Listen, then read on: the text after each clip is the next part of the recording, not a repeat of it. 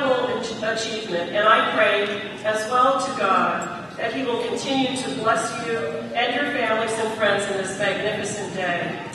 And on top of that, I want to say thank you.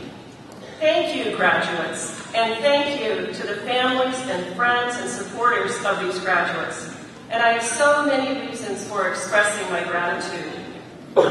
So let me end with a little story from a film clip that my co-instructor Teddy Gardner and I used in a leadership class that we taught this term. And the clip is from an inspiring woman from Africa, Dr. Wangari Maathai, and it's about everybody being able to make a difference.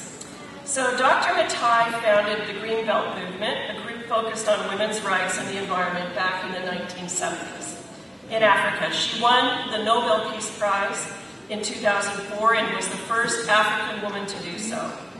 And the story that she tells is the story of a hummingbird who lived in a big forest.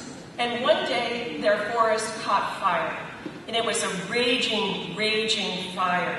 And all of the animals were scared, and they ran out of the forest in despair, and they stood in horror, watching as their wonderful forest and home was raging and burning. And they were overwhelmed, and they felt there was nothing they could do.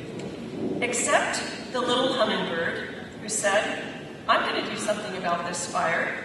So the little hummingbird went to the nearest stream, and she scooped up a drop of water in her teeny little beak, and she went over to the fire, and she placed that drop of water on the fire.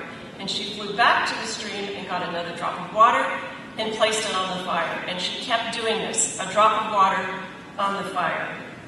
And the other animals stood back, shaking their heads, trying to discourage her, and finally they said, "What do you think you are doing?